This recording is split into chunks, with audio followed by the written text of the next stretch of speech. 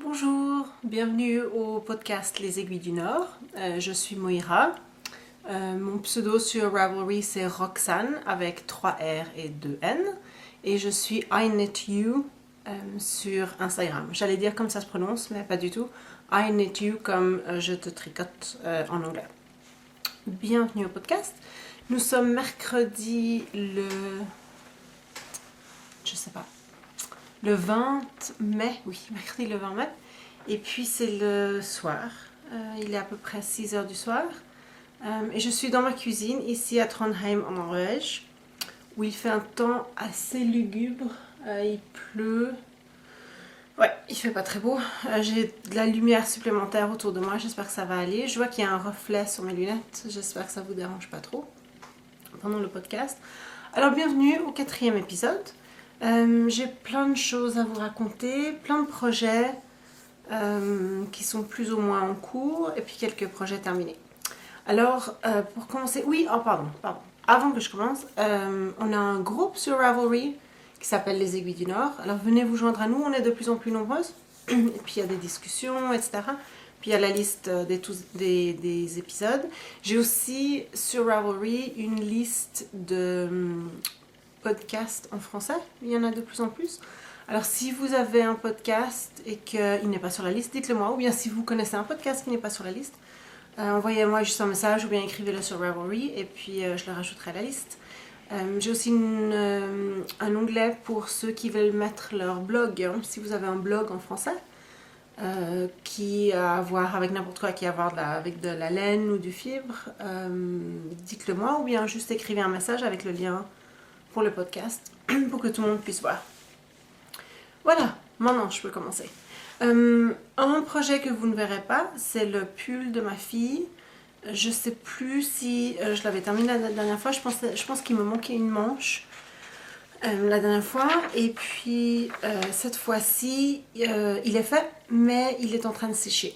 On l'a lavé hier soir, puis je viens de descendre pour voir. Il est vraiment encore très très mouillé. Je le sèche sur quelque chose, puis c'est peut-être pour ça qu'il sèche pas très vite. Mais en tout cas, je suis en train de le sécher, de l'étirer un petit peu. Et voilà, alors vous ne le verrez pas. Je vais ensuite coudre tous les petits fils et puis coudre les boutons. On a choisi les boutons. Et ma fille veut m'aider à coudre les boutons. Alors on verra comment ça va. Je vous montrerai le résultat la semaine prochaine. Et puis cette fois, je vais pas terminer avec les chaussettes. Alors je vais commencer avec les fameuses chaussettes. Pour ceux ou celles d'entre vous pour qui c'est le premier podcast, bienvenue. Les fameuses chaussettes dont je vais parler, ce sont des chaussettes pour mon mari. Ce sont les chaussettes traditionnelles pour une bunad qui est un costume national pour les gens qui viennent de la région de Troms, autour de la ville de Tromsø dans le nord de la Norvège. Et alors mon mari vient de là-haut, sa mère lui a offert une bunad pour son anniversaire, pour son 40e anniversaire, et j'allais dire commissionné, mais elle m'a pas commissionné puisque je l'ai fait pour rien du tout. M'a demandé presque de tricoter les chaussettes. Alors ces chaussettes sont absolument épiques. Je vous en montrerai une. Juste la jambe, mon mari fait 1,95 m. La jambe fait 48 cm. Et puis ensuite il chausse du 47. Alors un pied ça donne à peu près ça. Voilà, ça c'est la chaussette. Ça c'est la première je pense. Alors, au dernier podcast j'en avais fait à peu près 1,5. Et puis la deuxième est allée beaucoup plus vite. Parce que j'avais pas besoin de mesurer tout le temps. J'avais pris des notes et puis j'avais tout mesuré. Alors c'est allé assez vite. Par contre, ils avaient donné... Alors ça c'est de la laine de chaussettes. Ouais, c'est de la laine qu'ils font juste pour ces chaussettes. Mais il n'y a pas de nylon dedans. Et c'est une laine assez faible au départ. Alors il y avait un écheveau avec la laine et puis un autre écheveau juste avec du nylon. Et puis quand on arrivait au pied, on devait tenir les deux laines ensemble. Enfin les deux fils ensemble. C'est ce que j'ai fait pour le premier pied. J'ai fait un pied, j'ai pas fait un talon traditionnel. J'ai fait un afterthought heel parce que c'est mon talon préféré. Et j'ai une amie qui m'a dit que s'il le savait, il me mettrait... Ouais, il me foutrait à la porte du pays. Bon, mais tant pis.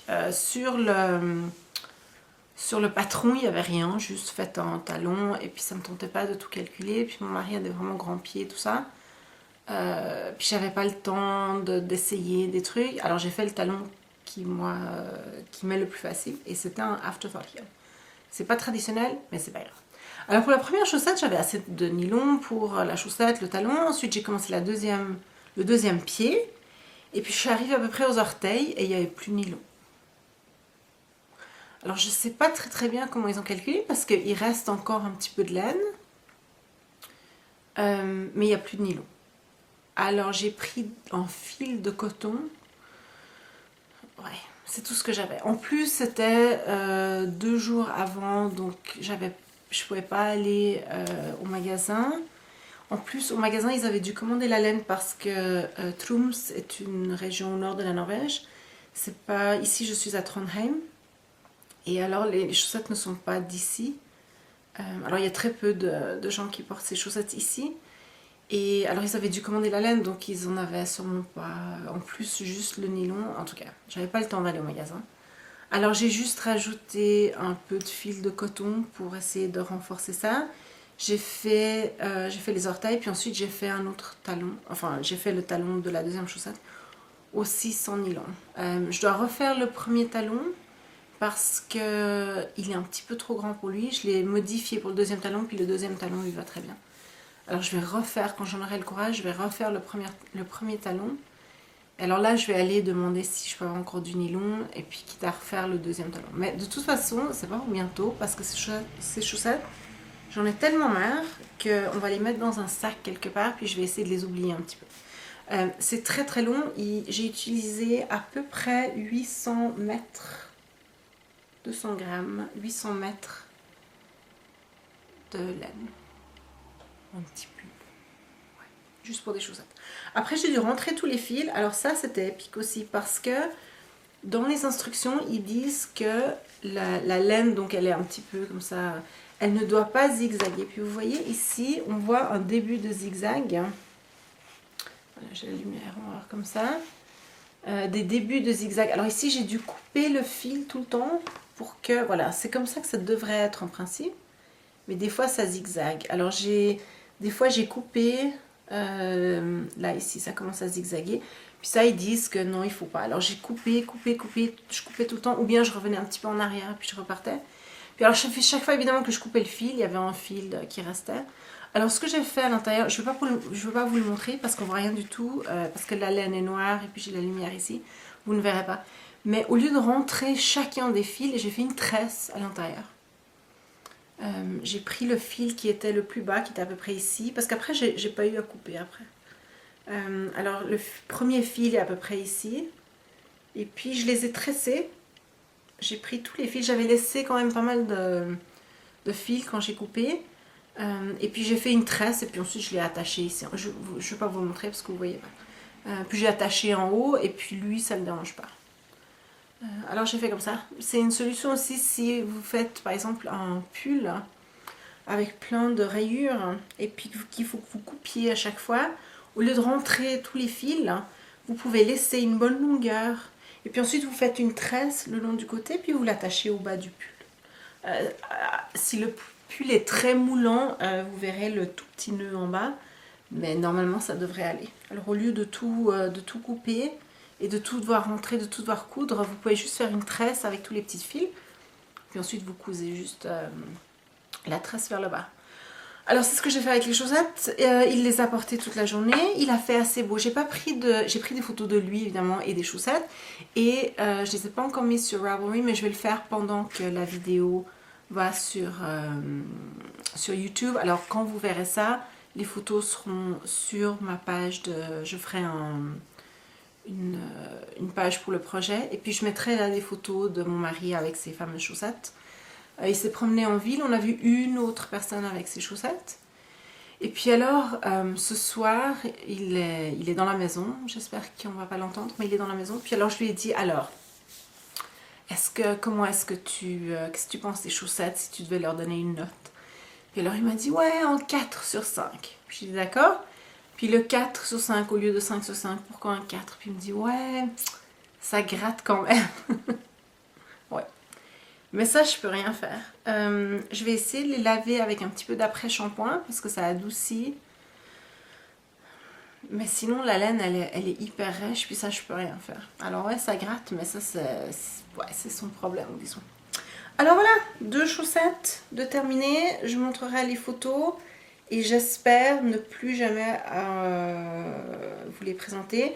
Si je refais les talons, je vous montrerai, juste parce que c'est beaucoup de travail. Et puis, vous avez été tellement gentil à m'encourager, franchement.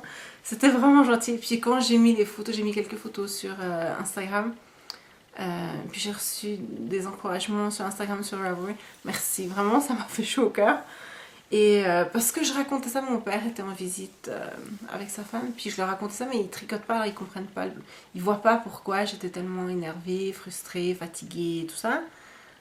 Alors ça faisait du bien d'avoir quand même un petit peu de commentaires de gens qui se rendent compte ce que ça veut dire de tricoter 800 mètres de chaussettes pour faire des chaussettes qui grattent, qui sont noires et qui s'utilisent une fois par année. Ouais. Voilà. Alors pour l'instant, on va clore le chapitre des chaussettes. J'ai presque l'impression que le podcast va perdre sa raison d'être sans ces chaussettes. Mais j'espère que d'autres projets vont quand même venir puis être aussi intéressants. Alors j'ai terminé les chaussettes samedi matin.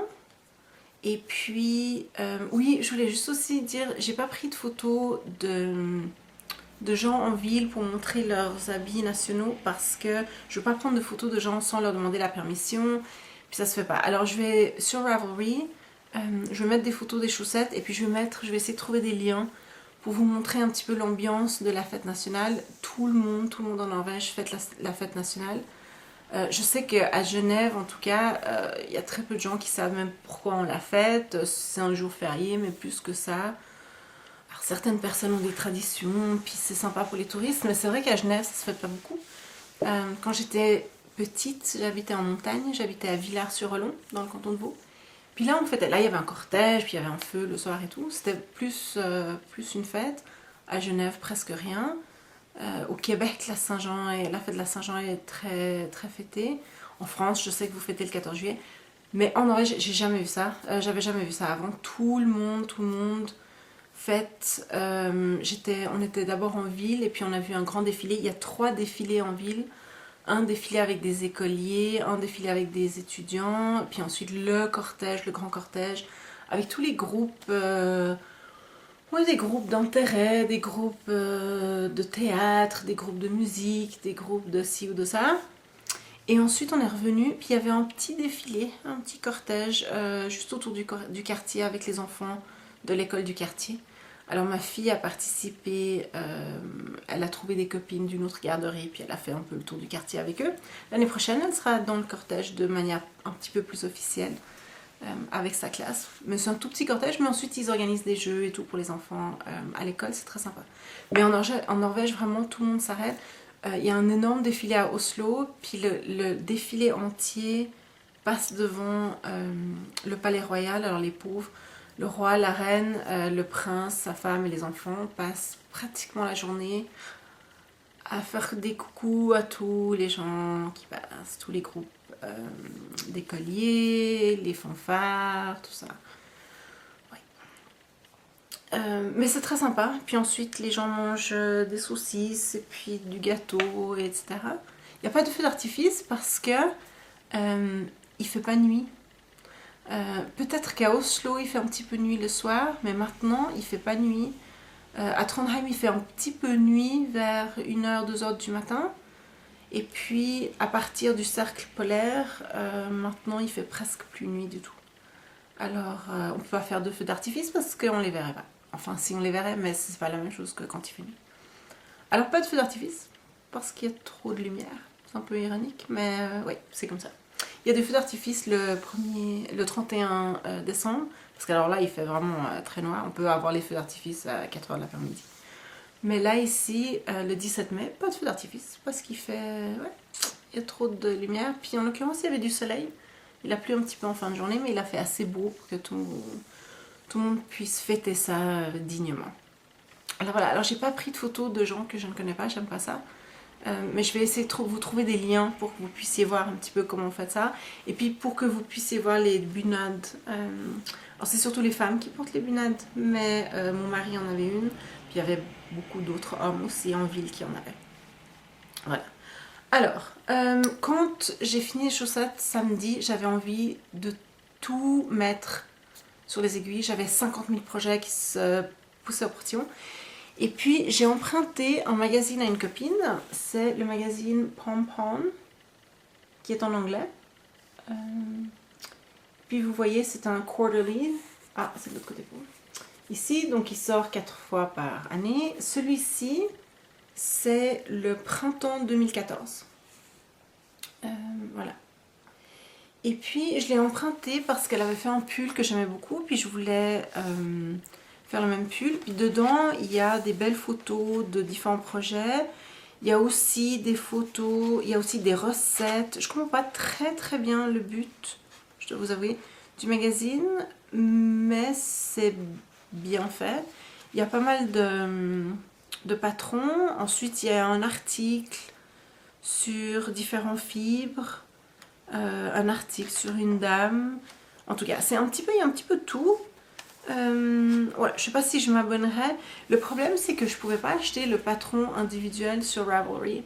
Et puis, alors je devais acheter tous les patrons, puis je trouvais que c'était un petit peu cher.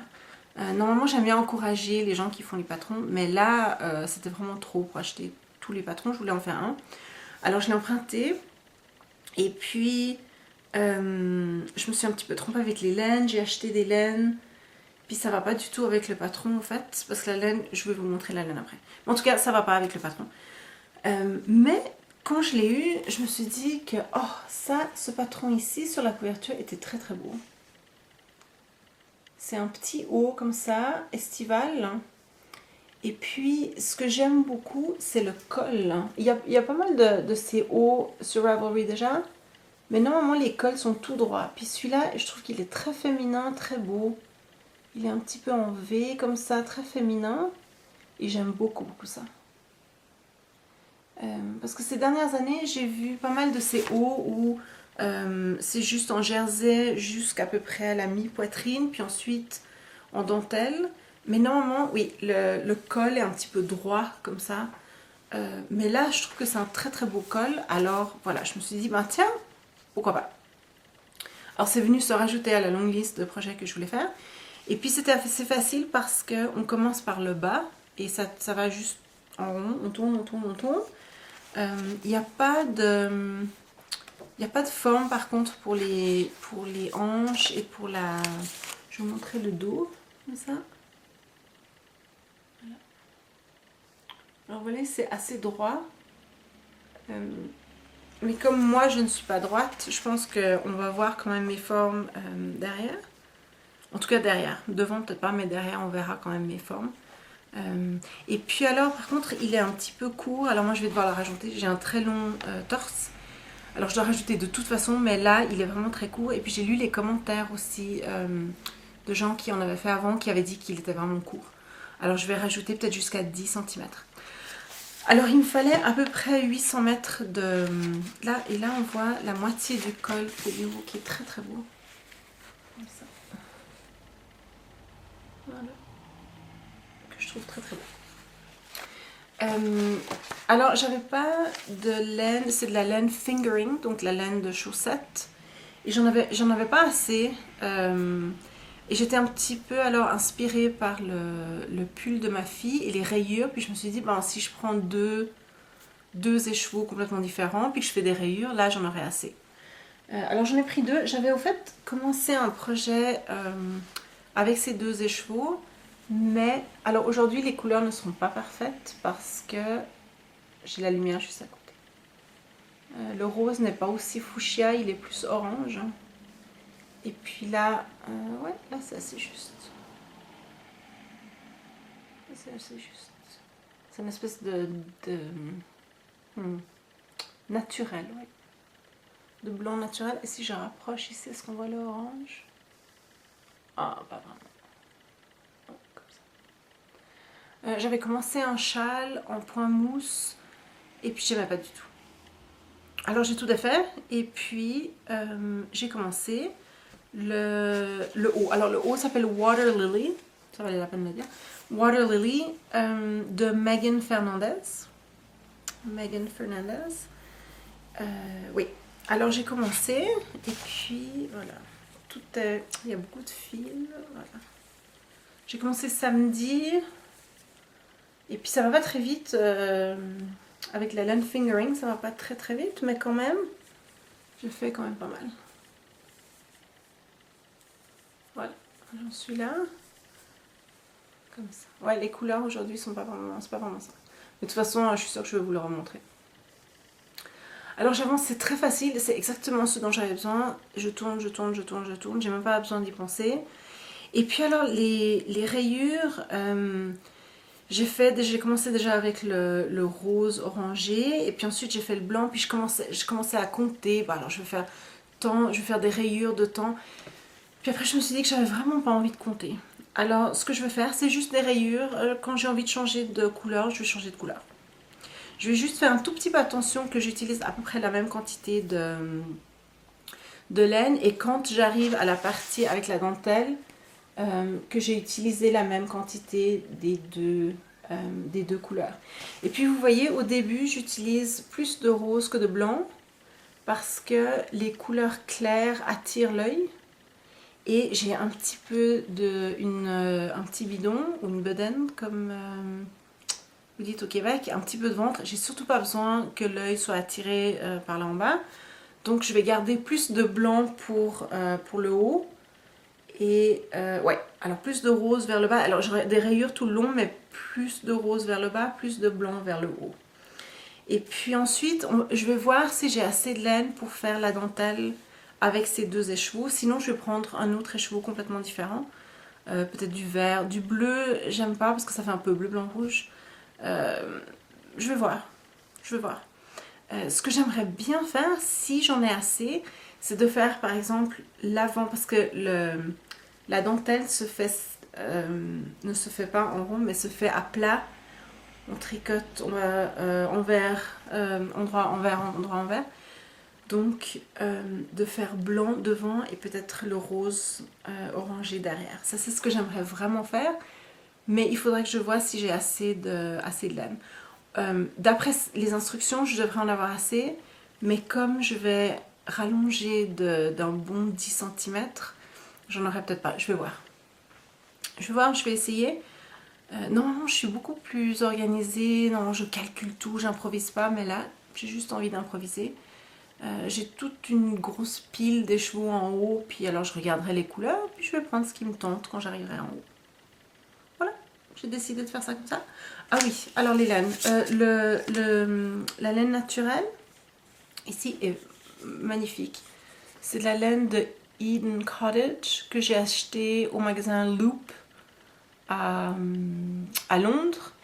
Et c'est 75% mérino, 25% soie. Et c'est absolument fantastique. Alors c'est un fingering qui est assez petit. Moi je dirais que c'est un light fingering. Parce qu'il y a 460 mètres je pense. Non, oui, à peu près. Non, 400 mètres pour 100 grammes. Oui, peut-être que c'est un fingering, mais c'est un petit fingering. Et il est très très doux. Très très doux. Ce qui est presque dommage parce que je pense que je vais devoir porter une petite camisole dessous de toute façon. Parce que c'est un tout petit peu transparent. Je suis un petit peu trop vieille pour mettre des trucs où on voit tout mon ventre quoi. Je pense que j'ai un petit peu passé l'âge. Mais vous voyez, c'est un tout petit peu transparent. Ouais, je sais pas si vous voyez bien, mais vous voyez que je pense que je devrais mettre une toute petite camisole dessous. Alors la soie, je ne vais pas la sentir sur moi, mais je saurai qu'elle est là et puis je vais sentir son amour. Et celle-ci, cette laine-ci, c'est The Cyborgs Craft Room. Alors ça, c'est un genre vraiment différent. Et ça, c'est de la laine de chaussette. 75% mérino, superwash en plus, 25% nylon. Aussi, à peu près 425 mètres. C'est la laine, si vous regardez le podcast The Stockinette Zombies, Et si vous comprenez l'anglais, je vous conseille de le regarder. Elles ont toujours plein de projets fantastiques. The Stockinette Zombies. Oui, Stockinette Zombies. Pour fêter l'anniversaire du podcast chaque année, vers le mois d'octobre, elles préparent... Alors, elles écrivent un patron. Une année, c'est une, l'autre année, c'est l'autre. Il y en a deux. Et puis, elles font commander une laine et une couleur à quelqu'un qui teint la laine. Quelqu'un de... Oui, une personne privée. Indie dyer, comme ils disent en anglais. Et cette année, alors c'était cet écheveau que j'ai reçu avec le patron. Ouais, aujourd'hui, on voit vraiment pas très très bien. Ça brille un petit peu. Mais... ouais, j'avais pas trop le choix. Et la couleur s'appelle Orange You Happy It's Pink. Orange You Happy It's Pink. Et parce qu'il y a du rose et du orange dedans. Alors je sens un tout petit peu la différence entre les deux parce qu'il y en a un qui a de la soie puis l'autre qui a du nylon. Mais comme je vais porter une camisole dessous, ça fait rien. C'est pas grave. Je sais que... ouais, il y a peut-être des gens qui vont dire que de porter de la soie, j'aurais dû la mettre autour du cou. C'est 25% de soie, je suis d'accord, mais en même temps, je préfère l'utiliser que d'avoir les cheveux qui restent dans mon armoire à ne rien faire du tout. Alors ça, c'était un projet que j'avais vraiment envie de faire. Il y a quelqu'un qui m'a dit que c'était des belles couleurs estivales parce que c'était comme la fraise et la vanille. C'est vrai, c'est beau, c'est vraiment beau. Alors j'espère que j'en ai avoir assez pour faire le haut, sinon je vais trouver une bonne solution. Alors ça, c'est le projet sur lequel je travaille. Maintenant, oui, pardon, j'ai fait tomber un sac, il y avait quelque chose de très lourd dedans. Presque exclusivement parce que j'ai une grosse semaine là. Et j'ai pas enregistré lundi, normalement je vais essayer d'enregistrer vraiment tous les lundis. Mais j'avais de la visite et puis en plus, je suis enseignante et puis là à la fin de l'année, c'est toujours un peu compliqué. Hier j'étais à l'école, non je travaille pas les lundis, mardis, mais hier j'étais à l'école toute la journée. J'ai eu une grosse journée hier. Alors voilà, c'est pour ça que j'enregistre le mercredi et puis j'ai eu un petit peu moins de temps pour tricoter. Et voilà, les aiguilles c'était 4 mm et c'était mes Chaigu Red Lace que j'adore, je vais en reparler, mais je les adore. Chaigu Red Lace, les pointes sont très très pointues et moi j'aime beaucoup ça. Je pousse pas avec le doigt, il y a des gens qui poussent avec le doigt quand ils tricotent et là évidemment les aiguilles pointues ça fait mal. Moi je pousse pas, alors ça va.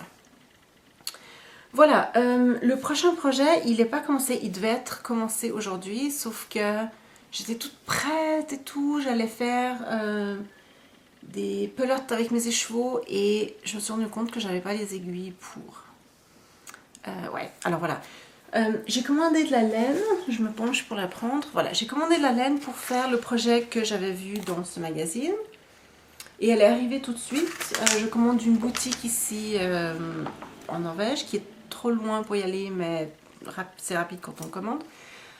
Et quand la laine est arrivée, je l'adore, elle est géniale, mais ça va pas du tout avec le projet, elle est trop épaisse.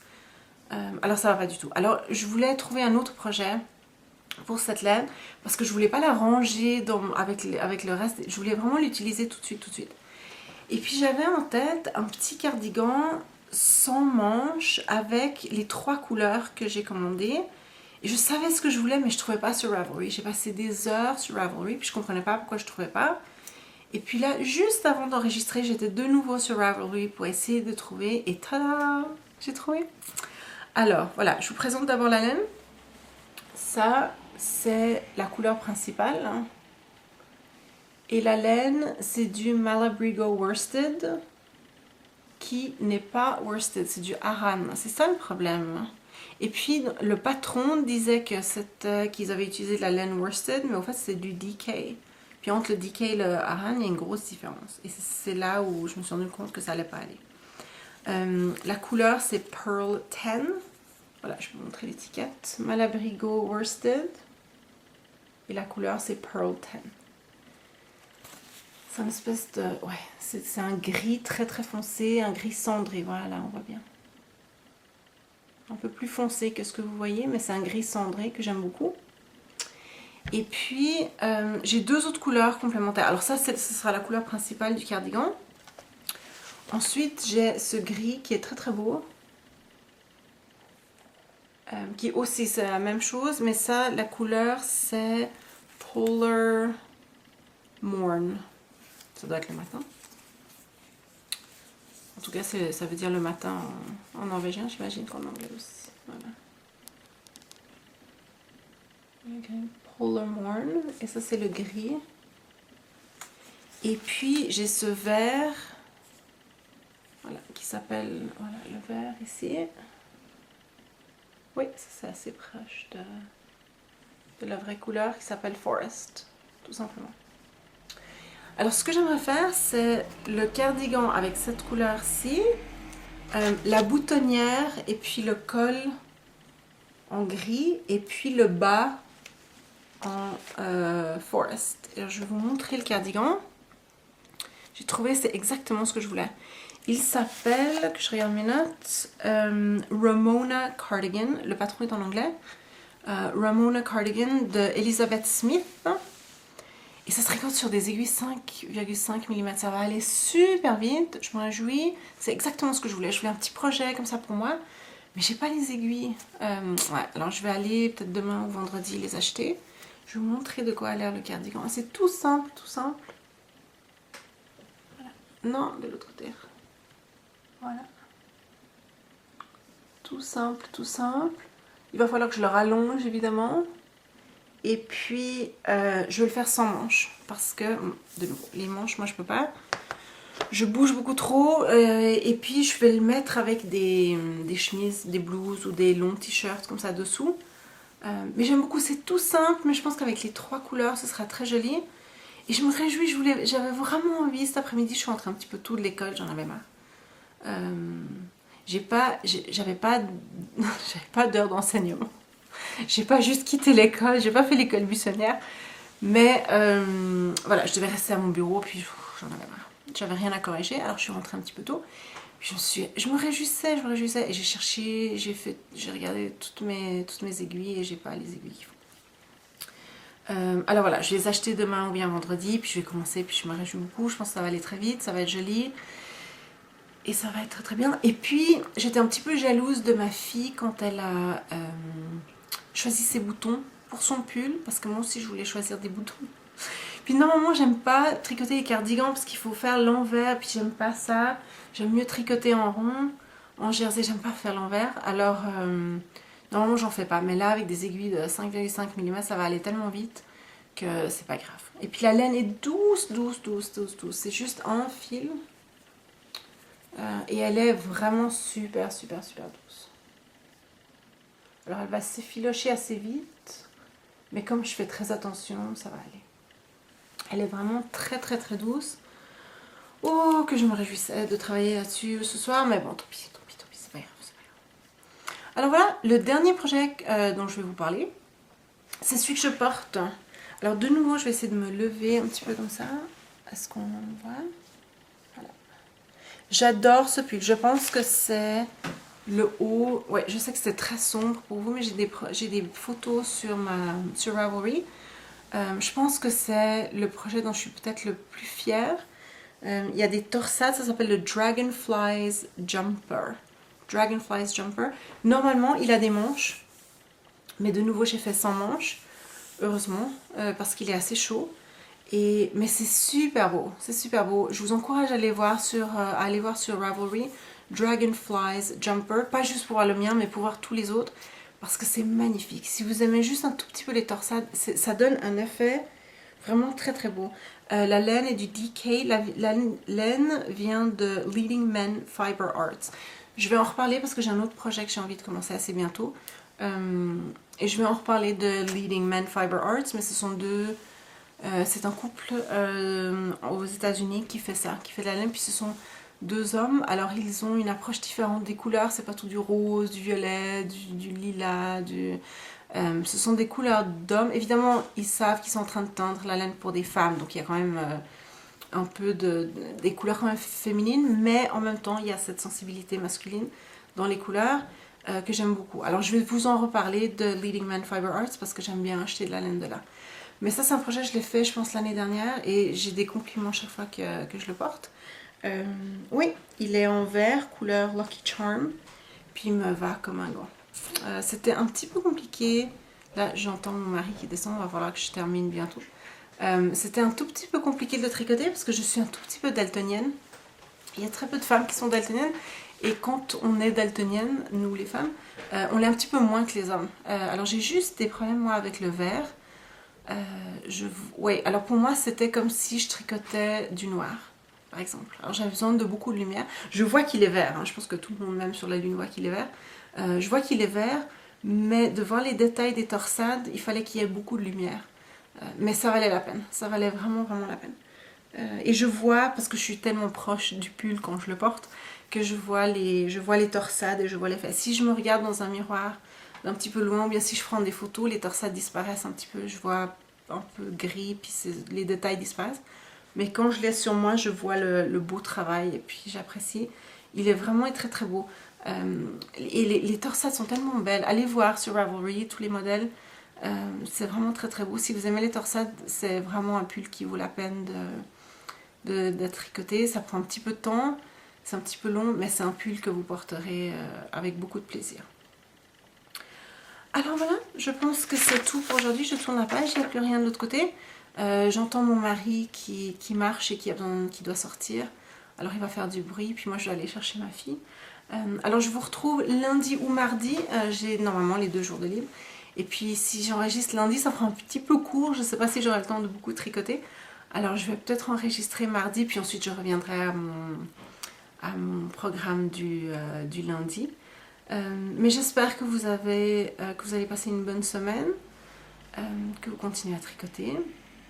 Et puis je vous retrouve la semaine prochaine avec les bonnes aiguilles pour le cardigan et puis plus de rayures sur mon pull Water Lily. D'accord?